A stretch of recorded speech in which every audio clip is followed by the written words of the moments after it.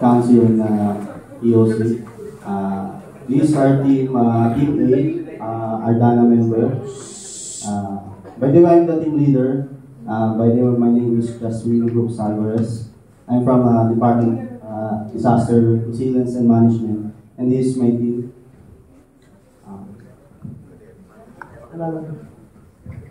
So, Renzo Barabeta from Public Order Safety Office po.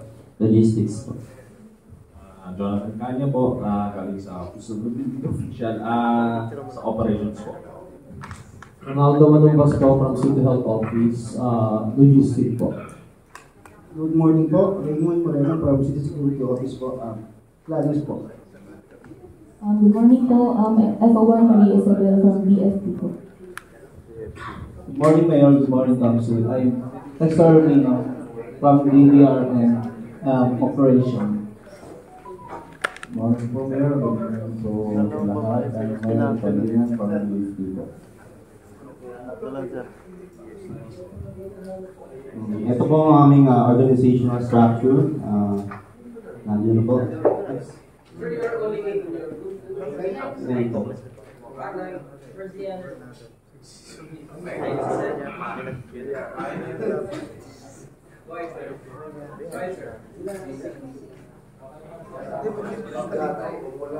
These are initial report for the hotel, tourist hotel po.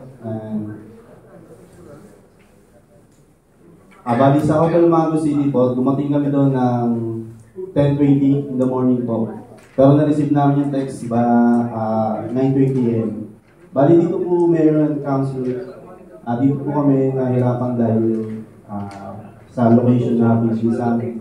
So, we made sure naman po na nakarating kami doon. Yes po. Ito po binigay sa aming mission. We received phone calls that the hotel for the tourists of Mango City was hit by flash floods. Confirmed location of the hotel from the locals of Mango City and conduct Ardena area. Then, kaya I checked in at Amazing Hotel located at yun po yung location where most foreign visitors check in. Sudden flash floods outside the hotel and water entered inside the hotel. No information on how many families were checking and how many were affected. Then ito po yung damage assessment needs analysis and recommendations po. Hotel is submerged in flood waters. Language barrier. Mr. Ed Sheeran's wife and son are missing. Loss of passport and other pertinent documents. Ed Sheeran was shivering due to wet clothes and complaints of hunger. Other tourists of different nationalities were affected by flash floods in the hotel. Then yung needs analysis po namin, search and rescue team, interpreter or translator. Yan po another search and rescue, coordinate with DFA, clothing and foods, coordinate with the DFA. Then yung aming recommendations po is DRMO and BFA will conduct water search and rescue. Request for an interpreter from French and Greek Embassy. DDRM and BFA's SRF will conduct water search and rescue. DFA will coordinate with French and Greek Embassy. SSD will provide relief goods and relocate EOC. DFA will coordinate with the Embassy. Bali po ang report for the tourism tariff.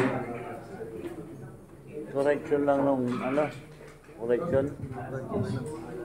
Bali ito po yung assessment namin, sir, yung situation po sa tourist hotel. Bali, sa po, first floor po yung siya, ang taas, ang flood level po niya.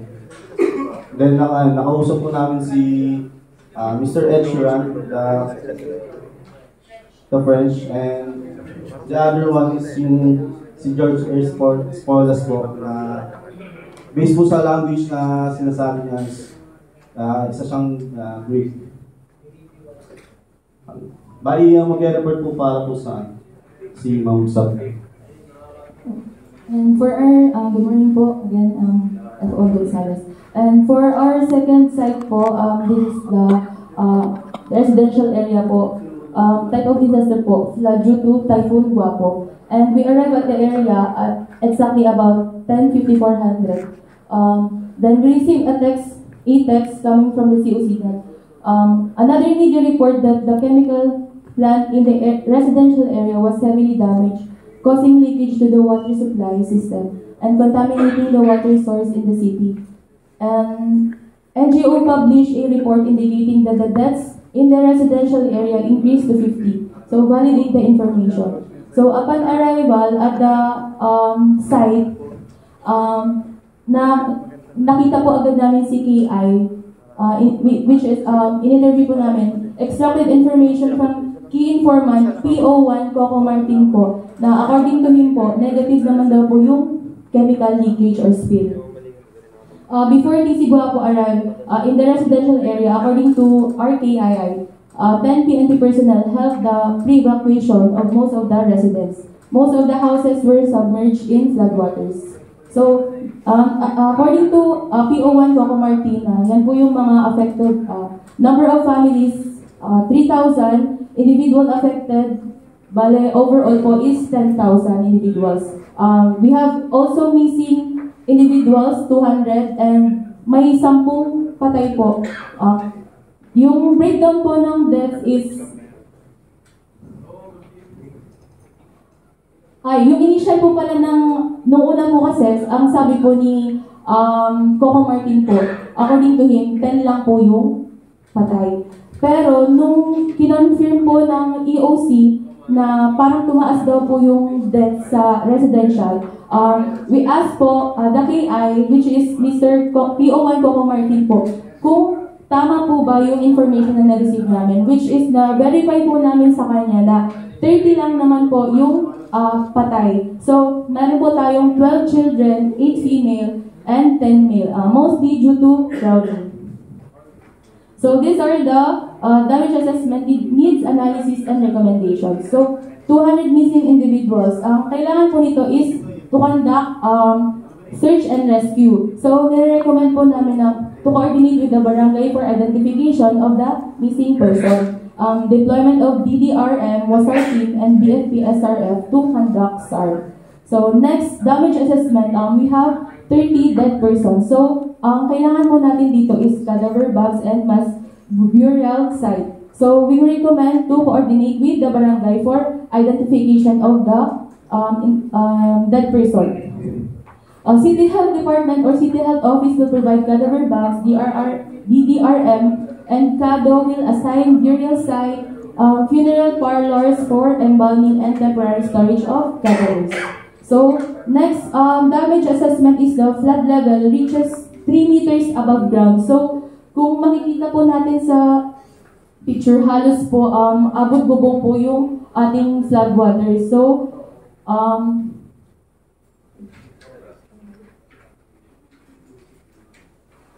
3,000 family was stranded. Needs analysis po is additional manpower and WASAR equipment for SAR and also food packs or hot meals para po dun sa mga na stranded natin. So, recommendations po, DDRM, WASAR team, and BFP will conduct water search and rescue and transfer them to evacuation center and coordinate with Social Services Department for humanitarian assistance po. Next is unavailability of food, water, dry clothes, and medicine. Needs analysis, relief goods, food packs, hot meals, potable and domestic water, dry clothes, and medicine. So recommendations, Social Services and DDRM and City Health Office will provide supplies. So, kailangan po makipag-coordinate sa kanila para mabigay natin yung mga needs ng mga nasalan. How many units of SRR do you require in that particular area? So basically po sir, meron po tayong 300 families po. So ang total po ng population is bali 10,000 po.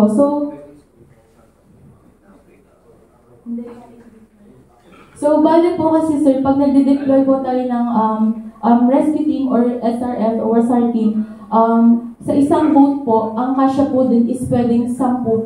So, 10,000 divided by 10.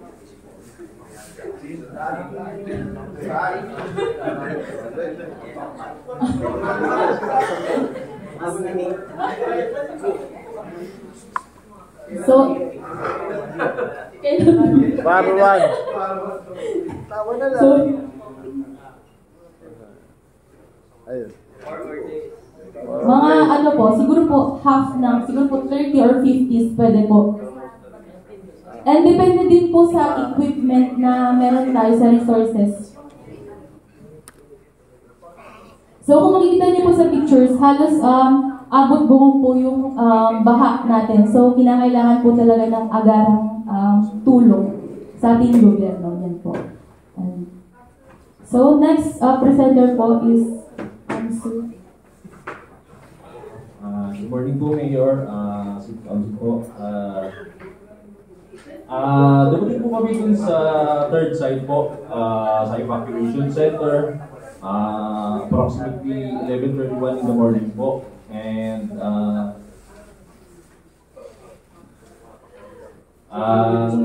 may person po doon si Sir James Tarim. Isa po siyang volunteer sa evacuation center. Siya po yung na-interview natin. Ang message po sa amin is to confirm po yung looting incident po sa evacuation center, extract information dun sa volunteer po. Nung tinanong po namin siya, meron daw pong 1,100 total individuals dun sa loob ng evacuation center. Meron pong 300 po na babies and children, saka po 50 na PWD po.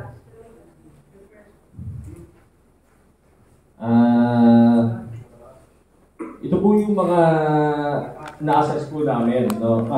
Nung dumating po kami, isa lang daw po yung available na CR po na wala pong difference kung male or female po ang gagamit. Isa lang daw po ang CR. Ang needs po is additional toilet facilities, bathing facilities, hygiene kits po, saka sanitary management po. Ang recommendation po is provision po ng portalets, domestic water supply, construction po ng temporary toilets and bathing facilities, and provision din po ng hygiene kits para po sa waste management din po.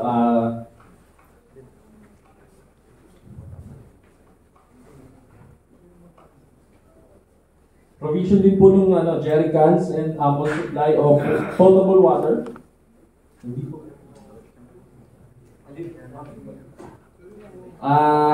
Isa din po sa concern is limited supply po ng pagkain, tubig, saka po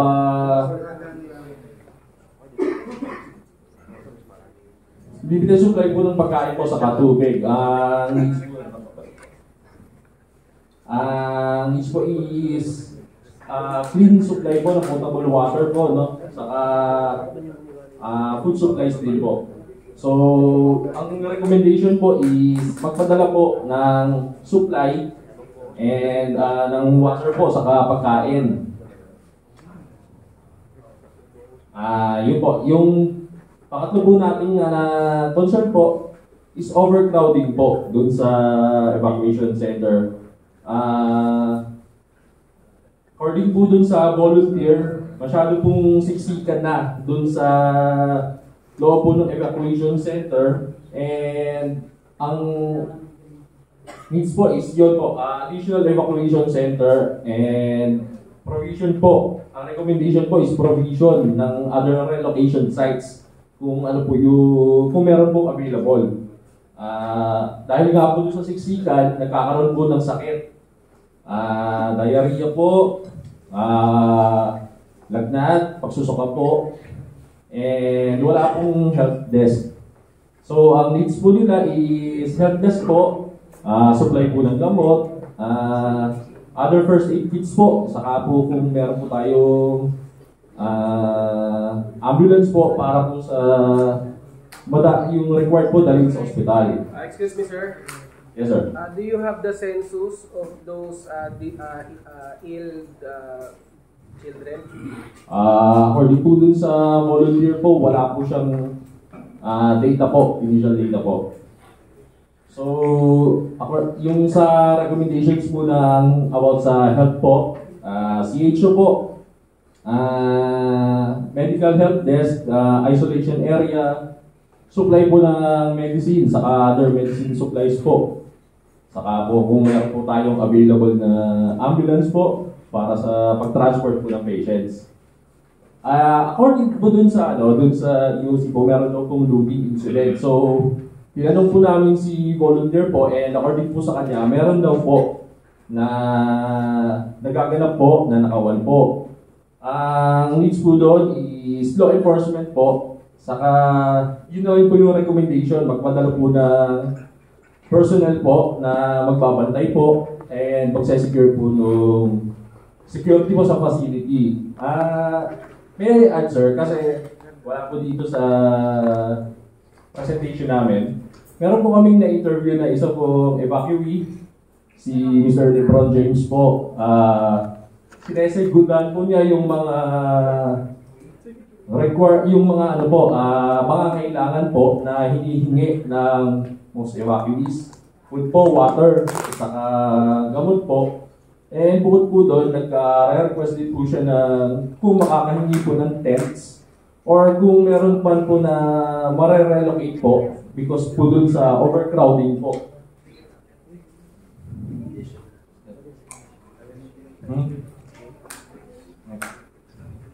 Ayan po, yung itsura po ng evacuation center natin, overcrowded po. So, yun po,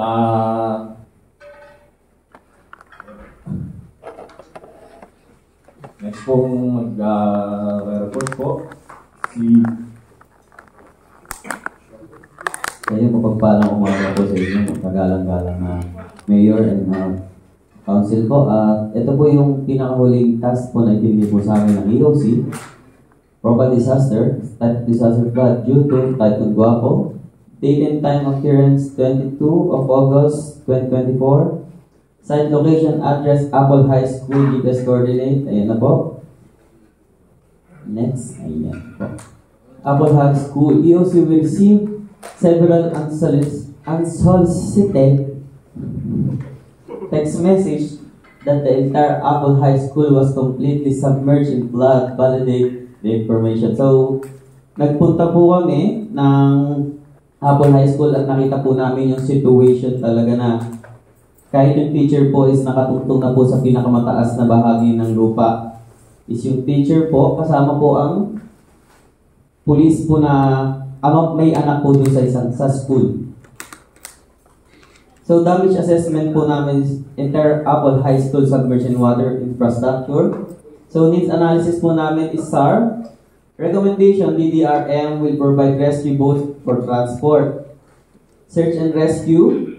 And yung 20 po na na-trap na estudyante at kasama po ang 9 na teachers po ng mga estudyante. Search and rescue pa rin po ang kailangan po namin doon. DDRM and BFP will conduct water search and rescue or WASAR. Tapos po, meron pong mga live wire po tayo nagbagsakan po ng mga debris. So, clearing operation po, then itatawag po natin ito sa engineering. We'll coordinate ito, Meralco, for the temporary disabling the power supply para makaiwas po sa mga nakukuryente po possible. Yan. Next po is an availability of foods, water, dry clothes, and medicine. Need analysis po. Ayan po, mali po yung spelling ng relief goods namin. Pasensya na po.